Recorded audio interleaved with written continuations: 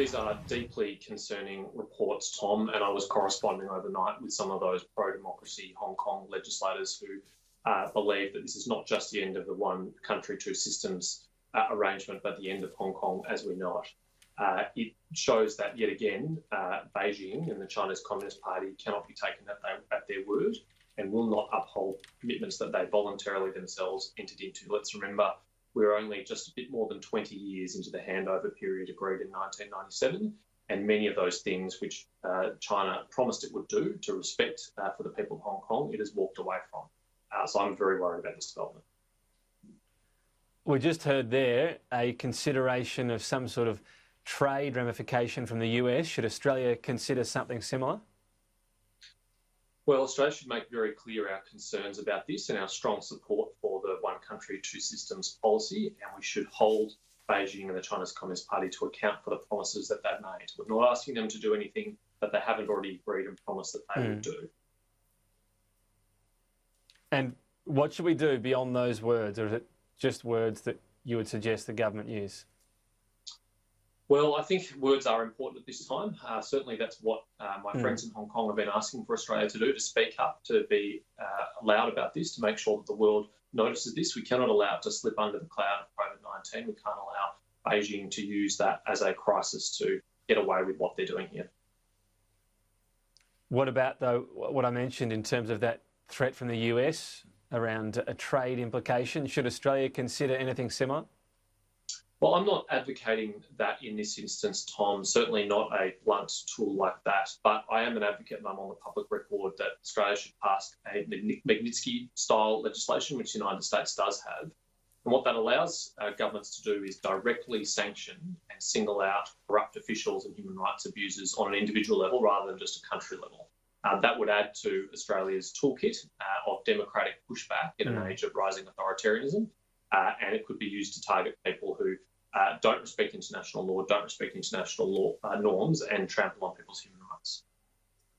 What would that do, though, in this case, where it's the government passing legislation? Would that actually have an impact?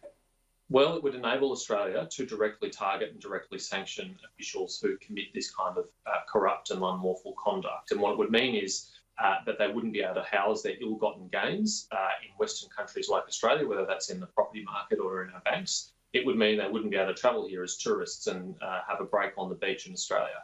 It's been passed by the United States, by the United Kingdom, by the European Union, by Canada. We would be the fourth out of the Five Eyes partners if we passed it. And it's important because we don't want these officials to go forum shopping and when they can't store their money in a US bank account, try and store it here in Australia. We don't want to become a safe haven for corrupt officials and their ill-gotten gains. How would you describe the relationship between Australia and China right now?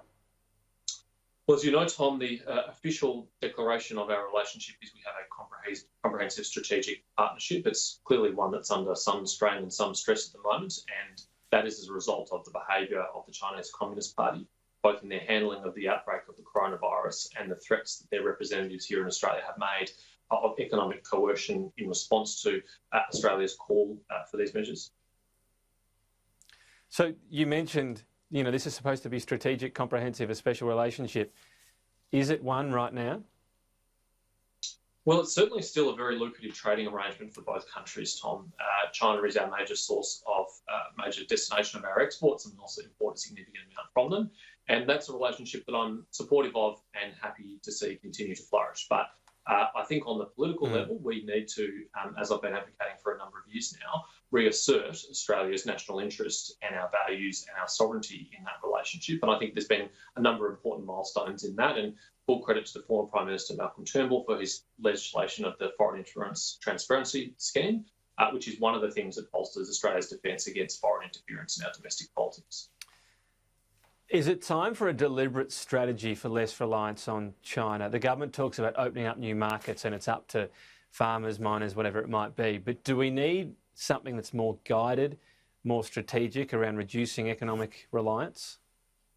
I think two things are likely to happen in parallel on the other side of this crisis, Tom. A lot of businesses, without any encouragement from the government, are going to want to diversify their exposure to countries like China. They're not going to want to have all their eggs in one basket again. And that will be both on the supply chain side, because during this crisis there's been some threats to that, And it will also be on the sales side. They will look for more markets, and they should do that. I would encourage them to do that. The government's got an obligation to assist in that process by, yes, opening up markets. In this term of government, we've gone from about 25% of our major trading partners being covered by free trade agreements to about 3/4. And I want to see that get as close to 100% as possible. And the European Union Free Trade Agreement and the UK Free Trade Agreement will help that.